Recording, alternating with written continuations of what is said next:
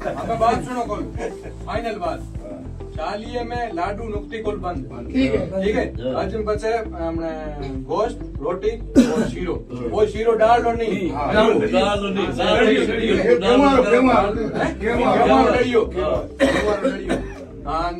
ओडानी पूरी तरह बंद।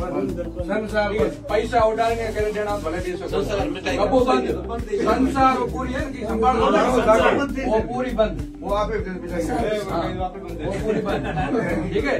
हाँ, एक मानी केरे घरे डेड़ी स्पष्ट बंद। मतलब केड़ू ही बीमार हो की बीमार आदमी मानी वो खाए को नहीं। फाइनल बात है।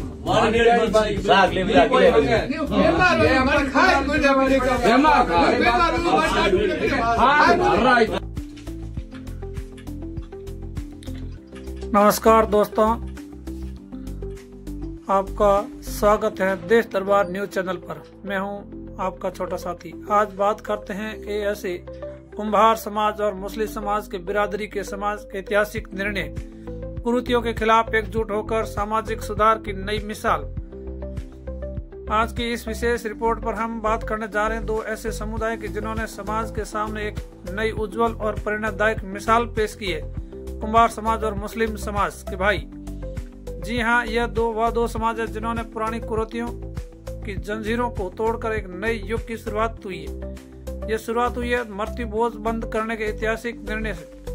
दर्शकों, समाज में सुधार तब आता है जब दो बातें हो, साहस और जागरूकता।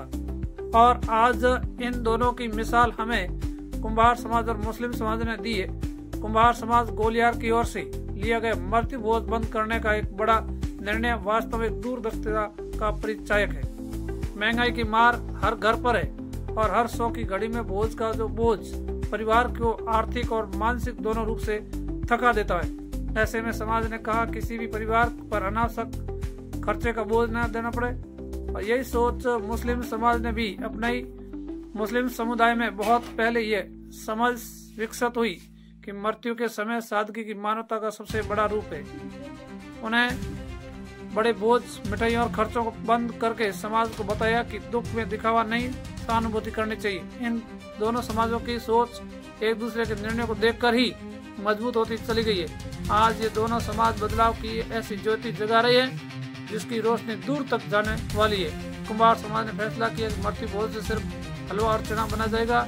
सादा, सरल और पवित्र भोजन ये परंपरा नहीं किसी बोझ पर डालती है, न दिखावे का माध्यम बनती है।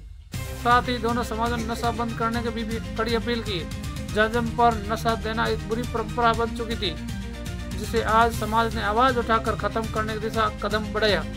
कुछ लोग जब चोरी छुपे से नशा करवाते, लेकिन समाज ने अब ऐसे लोगों को पर सख्ती और पाबंदी की मांग कर रहा है। दर्शकों, अब बात उसी कुरीति की जिसके बारे में कम बोला जाता लेकिन बोझ बहुत पड़ता है। वो है ओढ़ावनी की परंपरा, जिसमें घर में आने वाली महिलाओं के लिए कपड़े या सामान देना आवश्यक माना जाता है। आज वह समय समझ आ चुकी है कि यह परंपरा ना तो व्यवहारिक है, न ही सभी महिला इसका उपयोग करती है। उल्टा ये घर की आर्थिक स्थिति को खराब कर देती है।